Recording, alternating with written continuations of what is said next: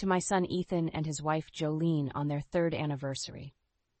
Patricia's wine glass glinted under the chandelier's warm glow as she raised it with a sickly sweet smile. May your union continue to be blessed. The dining room fell silent as all eyes turned toward me. I felt the weight of Patricia's barb, thinly veiled beneath a veil of faux congratulations. My stomach twisted, but I forced an awkward smile and raised my glass to my lips, swallowing a mouthful of the dry Cabernet. "Thank you, Mother," Ethan spoke up from beside me. To my dismay, he didn't seem to catch the underhanded meaning behind her toast.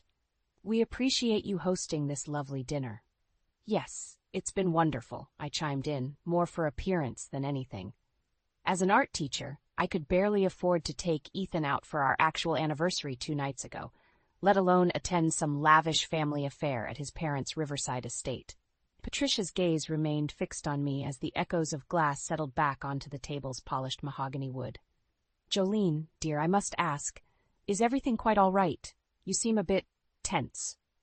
My cheeks flushed as I straightened in my chair. "Of course everything's fine, just enjoying the evening as any wife would." "I certainly hope so." Patricia's smile didn't reach her eyes. "Raising a family is such a rewarding experience. No woman's life is truly complete without it." The room fell still once more as her meaning sunk in like a stone.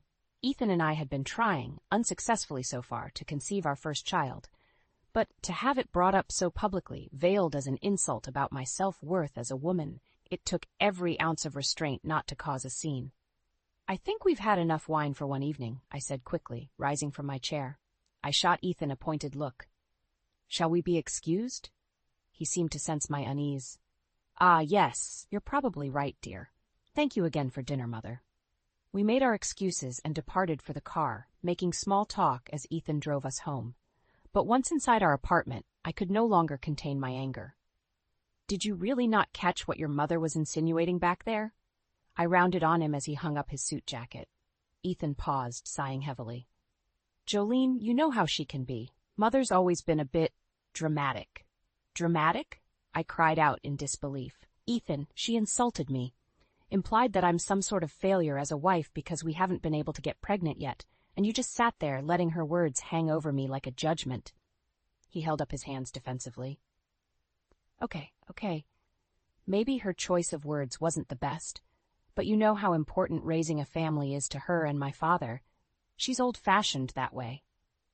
I stared at him, dumbfounded by his willful ignorance of his mother's cruelty. Patricia's toxic behavior had become such a normalized part of our lives that Ethan couldn't even see it anymore.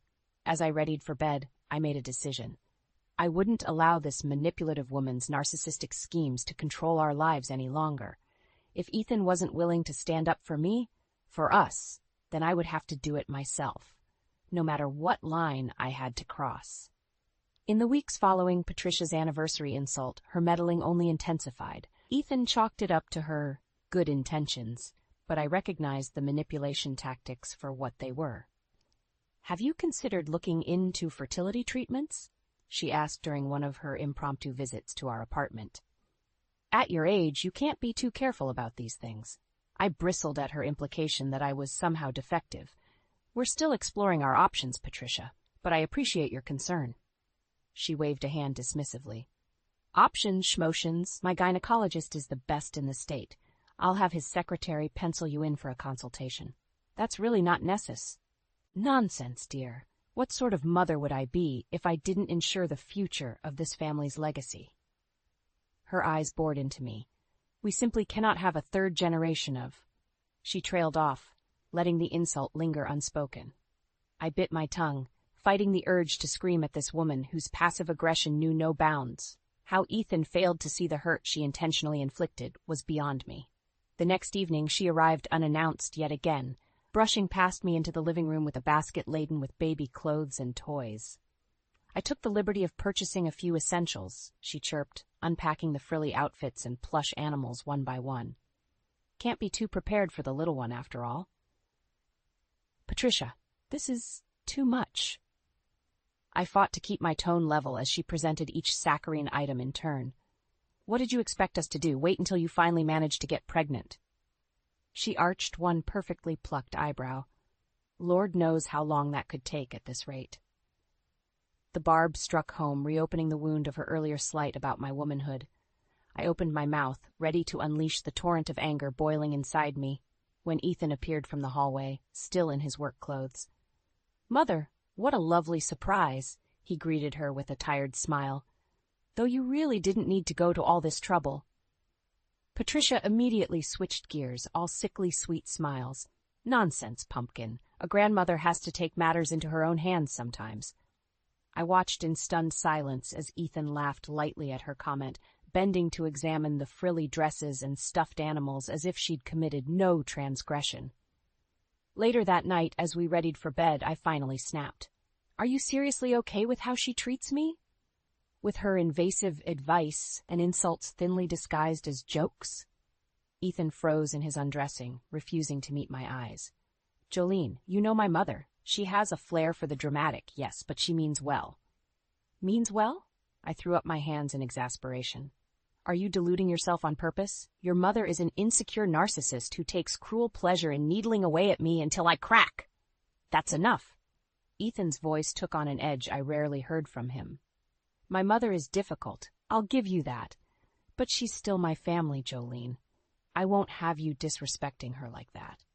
I stared at him in disbelief, defending my abuser instead of validating the hurt I'd endured because of her. In that moment, I knew I couldn't rely on Ethan to see the light. If Patricia's reign of torment was going to end, I would have to bring everything crashing down myself. Patricia didn't let up in the following weeks. If anything, she grew bolder and more cutting with each unwelcome visit and condescending comment. The latest jab came at one of the dreaded Blackwood family gatherings, this one held at an upscale country club Ethan's father belonged to. As the dinner crowd settled in around the immense oak table, Patricia cleared her throat and raised her wine glass.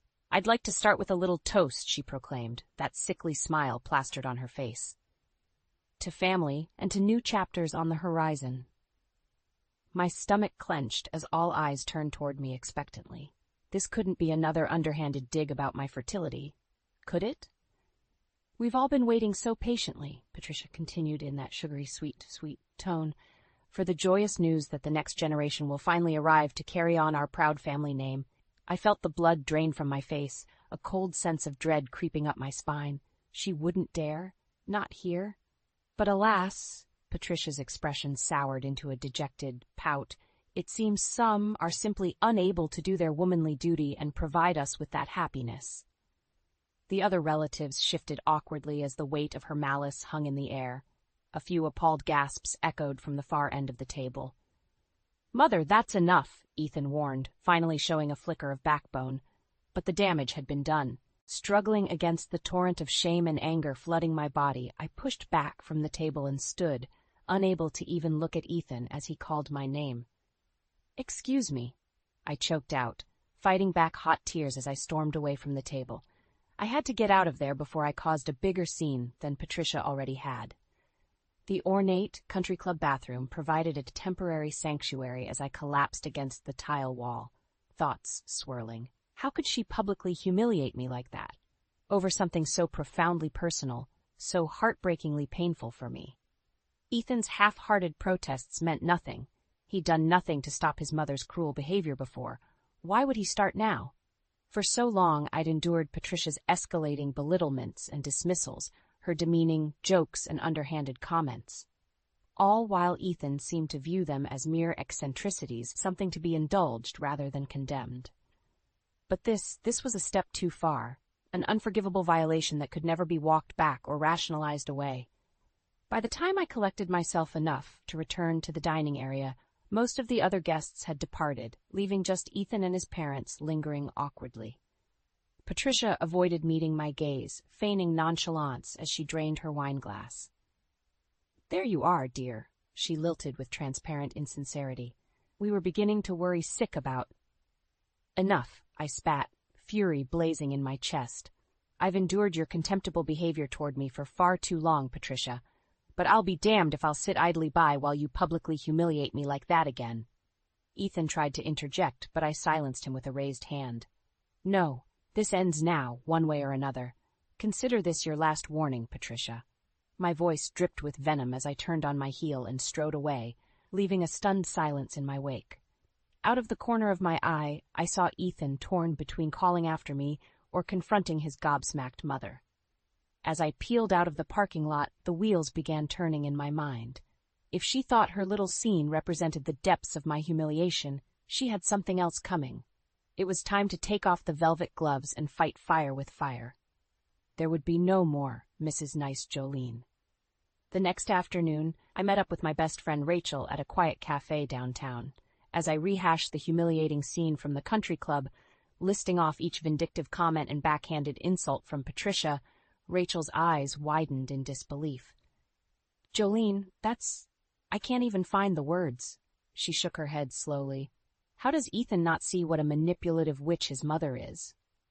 I shrugged helplessly. "At this point, I don't think he's capable of viewing her objectively. She's had him under her thumb for so long, disrespecting me is just normal behavior to overlook." "Well, you can't just let her get away with that kind of cruelty," Rachel insisted, leaning forward. "After how she humiliated you, you have to make a stand. Expose her for the toxic narcissist she really is."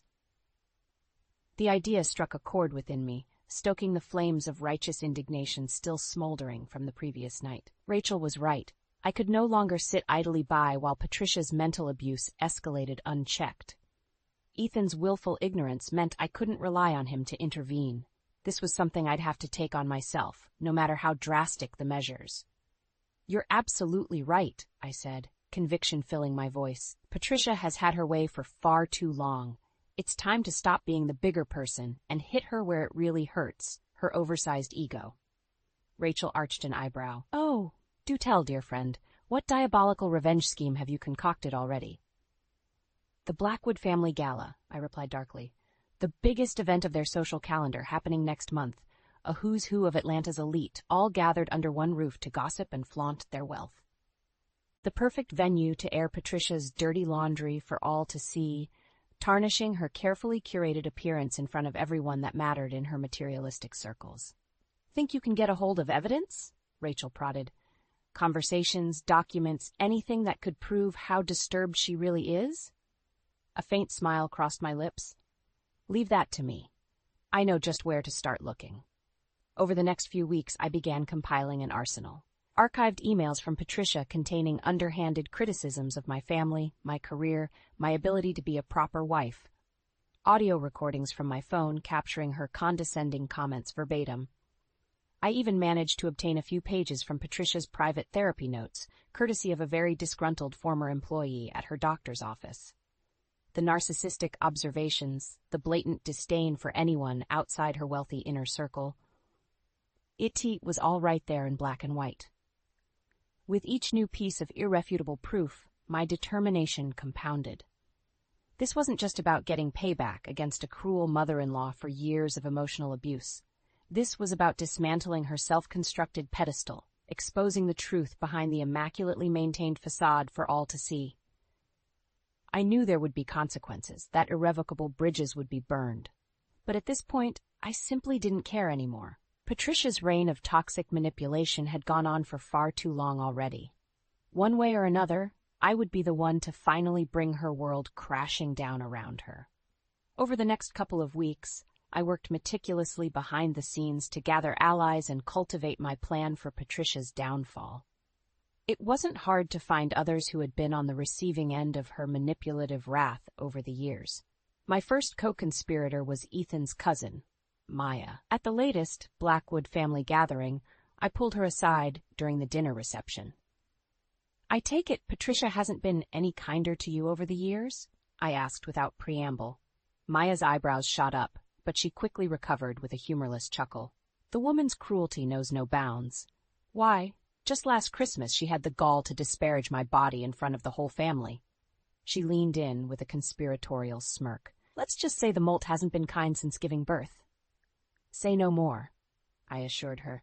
"Look, I'm putting together let's call it a demonstration against Patricia's tyrannical reign, an eye-opening experience for the oblivious masses who enable her emotional abuse." Maya's expression turned intrigued, even hungry.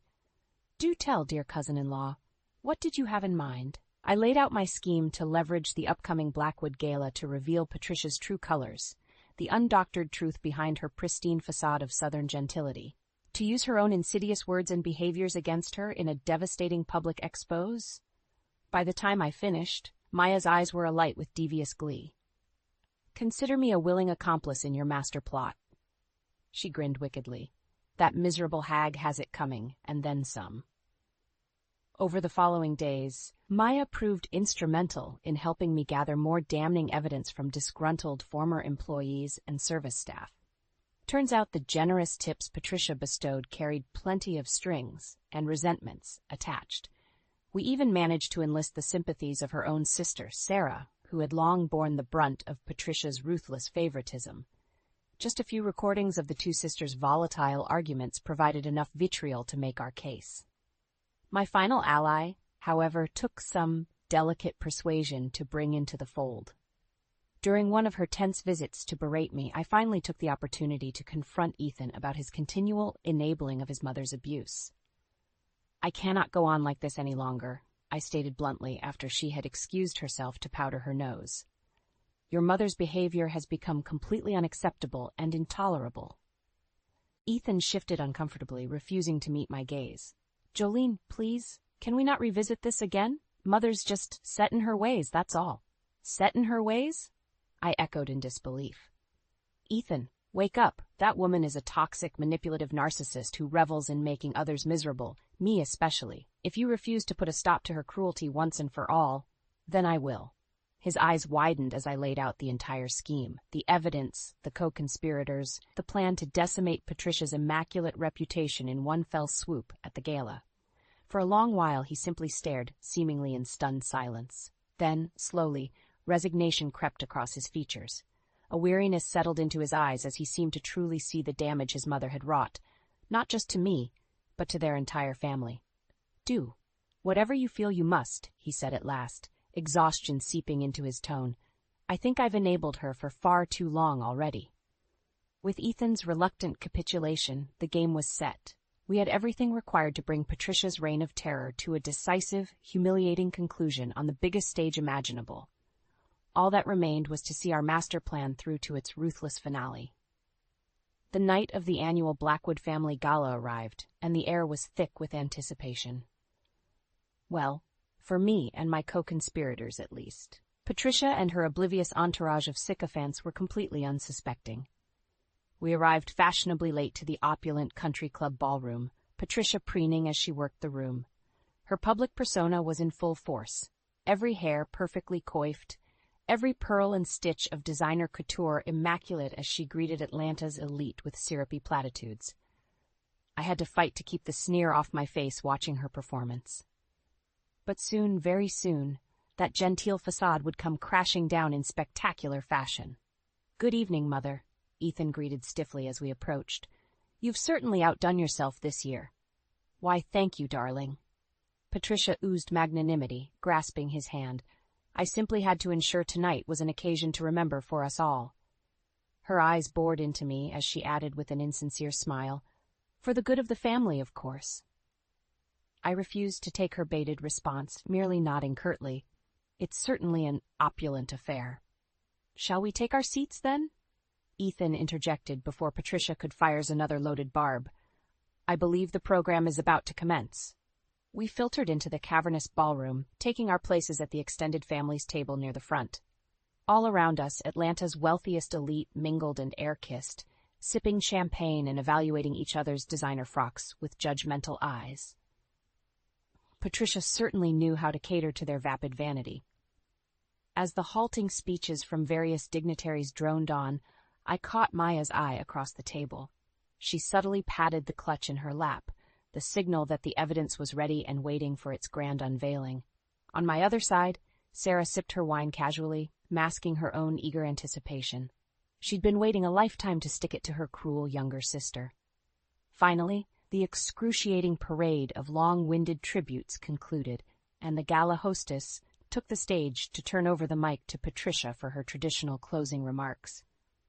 "What a resplendent evening we've had, hasn't it?" she began in her oozingly aristocratic drawl. "Truly, I'm humbled to see so many of our community's finest joining us in celebration of family, legacy, and the refined bloodlines that shape..." The first thunderclap of transgression cut through Patricia's fatuous words like a gunshot. In an instant, the ballmom's eyes blew wide as her own recorded voice filled the hushed ballroom. "That ungrateful freeloader needs to get off her ass for once and earn her keep around here," the recording snarled with dripping condescension. "Mark my words, if she can't get pregnant soon, she's out on the street. No daughter-in-law of mine." Another recording blared just as suddenly, this one capturing a verbal assault on poor Maya in all its ugliness. "Look at you, you repulsive disgrace. Your thighs are more waddling than your hips these days. Why, I'd nearly mistake you for one of Shamu's calves if the smell wasn't so revolting." With each successive audio clip, more of Patricia's unvarnished malice filled the ballroom. Her contorted features shifted rapidly between disbelief, rage, and panic as every bigoted insult, every gaslighting manipulation was laid bare for all to hear. The elite masses she put so much stock in watching reacted with a mixture of shock, revulsion, and grotesque fascination. Exactly as I'd anticipated. Elite society thrived on cruel voyeurism. So transfixed were the onlookers that my clandestine projector setup across the ballroom went completely unnoticed until it was too late. With a few taps on my tablet, I activated the overhead screens, displaying the most damning excerpts from Patricia's therapy sessions for all to see. By the time her hate-filled words about minorities and the poor stretched across 10-foot text, Patricia was apoplectic. Her rage twisted her face into something vile and inhuman, the perfect embodiment of the soulless monster she'd striven to conceal. "No! No! How dare you!" The shriek clawed its way from her throat as she finally realized the full extent of my orchestration. You treacherous little..." But her venomous diatribe went unfinished as Sarah finally abandoned all pretense and hurled the remaining contents of her wineglass directly into Patricia's face. "That's for a lifetime of misery, you hateful cow." In an instant, the once refined gala descended into pandemonium. Revelations sparked furious confrontations. Humiliated society elites turned on one another as scandals erupted on all sides. Fistfights and broken champagne flutes exploded amidst the hysteria. And there, silhouette against the maelstrom, stood the crumbling remains of one Patricia Blackwood, disgraced, discarded, and utterly defeated. As the riotous scene unfolded, I simply watched in cold satisfaction, knowing I had well and truly slain the beast. My revenge was finally complete. The days following the gala explosion were a whirlwind of backlash and bitter confrontations. The fallout from my exposé decimated the Blackwood family's sterling reputation across Atlanta's upper crust. For once, the masses Patricia had put on a pedestal got to witness her true, unfiltered venom firsthand. Furious donors withdrew funding from the various charities and organizations the Blackwoods generously and publicly patronized. Country club memberships were swiftly revoked. The family's impeccably maintained social facade lay in irreparable ruins. Throughout it all, Patricia remained unrepentant, lashing out at anyone in proximity. Wild-eyed rants spewed from her withering lips, labeling me an ungrateful, vapid peasant, intent on destroying her family's legacy. Ethan attempted to play peacemaker, but it was impossible to douse the raging inferno I'd sparked. The truth of his mother's depravity had incinerated any remaining delusions about her character. "How could you do this, Jolene?" he demanded one evening, voice ragged from the endless screaming matches. "You've brought shame and ruin on us all." I simply shook my head in cold disgust. "Don't act so bloody shocked. That vile woman's actions were indefensible, as your own silence constantly demonstrated." Ethan recoiled as if struck, suddenly aware of how obtusely he'd enabled Patricia's emotional torture all these years, how he'd willfully turned a blind eye to my anguish in a misguided bid to preserve his perfect family's image. I never intended." His words trailed off into wearied resignation. The light of realization battled in his eyes, but I refused to grant him any absolution yet. I'd suffered far too long for such easy contrition. As the Blackwoods descended into squabbling over the smoldering remains of their family legacy, I stood firm on the outskirts. Their entire sordid legacy stemmed from one truth: unchecked narcissism, fueled by wealth and enabled by obedient silence. Even now, Ethan's father Randall attempted to bully his way into regaining control, lobbing threats of retribution laced with noxious bigotry. the poison tree merely producing its rotten fruit, but they could threaten and bluster all they wanted. Thanks to the irrevocable proof of their true natures displayed before Atlanta's elite, the Blackwoods were now utterly discredited. Contemptible social outcasts, left to wallow in infamy and face the consequences of their abusive supremacy. Only when the fires finally died down a few weeks later, when Randall and Patricia had retreated in disgrace from public view, only then did the enormity of my actions finally sink in. My triumph had come at an incalculable personal price. The towering walls of glass and steel that insulated the Blackwoods' dynastic opulence from Atlanta's unworthy masses were shattered beyond repair. And in the aftermath, every sordid detail of our private turmoil had been laid pitilessly bare. I expected Ethan to lash out anew, to decry my willingness to dismantle his vaulted family legacy in the name of vengeance, to accuse me of going too far in my bid to discredit his manipulative matriarch. What I didn't expect was the resignation in his eyes when he finally emerged from the wreckage to face me. The tacit acknowledgement of how completely he had failed me over the years. How thoroughly Patricia's insidious influence had poisoned our once vibrant union. There would be no easy path forward for us. Too much pain remained, too many open wounds left seeping from the detonation of my merciless retaliation. But for the first time in longer than I could recall, I saw the unflinching truth reflected in Ethan's gaze. Sometimes the only way to cauterize an infection is to burn it out completely. The weeks following my explosive gala takedown were a bitter whirlwind. The Blackwood family was in utter disarray, their narcissistic empire of influence in tatters. Through it all, Ethan and I kept our distance, speaking in terse sentences when absolutely necessary. The chasm between us gaped wide, rendered impassable by the devastation of my vengeful actions. A part of me wondered if we'd ever manage to salvage anything from the scorched earth I'd created. But I steadfastly refused to allow any lingering doubt or remorse to fester. Patricia's cruelty had gone unanswered for far too long. She and her enablers deserved to reap the karma they'd so ruthlessly sown. Then, one quiet evening as dusk settled over the city, a terse knock sounded at my apartment door. I frowned, setting aside my half-graded stack of student artworks to answer it. Ethan stood in the hallway, hands jammed in his pockets, expression a mask of weary resignation. "We need to talk," he said without preamble. "Do we?" I arched an eyebrow. I was under the impression there was nothing left to discuss after what Please. The word emerged hoarse and strained. "Just give me a chance, Jolene. One last chance before—" He trailed off helplessly. Despite my lingering bitterness, that haunted look in his eyes gave me pause. Reluctantly, I stepped back to allow him inside. For a long while, we sat in uneasy silence, the weight of months of pent-up grievances and unspoken accusations hanging heavy between us. I found myself studying Ethan anew, searching for any hint of the man I'd fallen in love with before his poisonous family slowly crushed his spirit.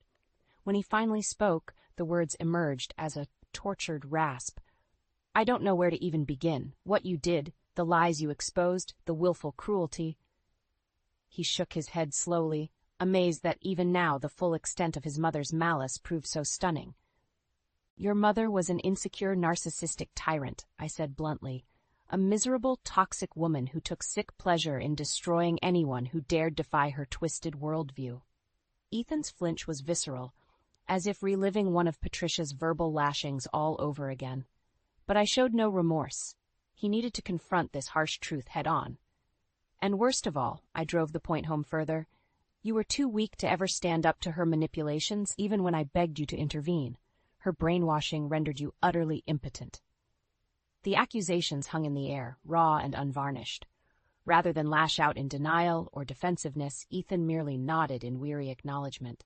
"You're right. I allowed my family's toxic dynamics to fester for far too long.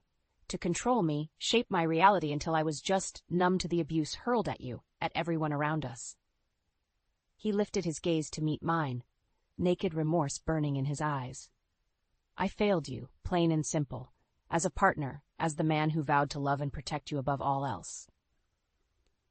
For the first time in longer than I could remember, I saw the struggle for redemption warring within him. It wasn't enough to simply capitulate after the fact. He had to actively fight to dismantle the insidious conditioning Patricia had inflicted. Only then could we endeavor to salvage the tattered remnants of our relationship and rebuild from the rubble. It won't be easy, I stated, meeting his gaze unflinchingly. That woman's venom has been allowed to infect us for far too long. But if you're truly willing to fight for us, to reject her narcissistic reign once and for all. A flicker of hope gleamed in Ethan's eyes, reinvigorated determination burning behind it. Then you'd better be prepared to run beside me every step of the way. His answering nod was resolute, the old ghosts of hesitation and weakness exorcised by the raging fires of truth. It was a start,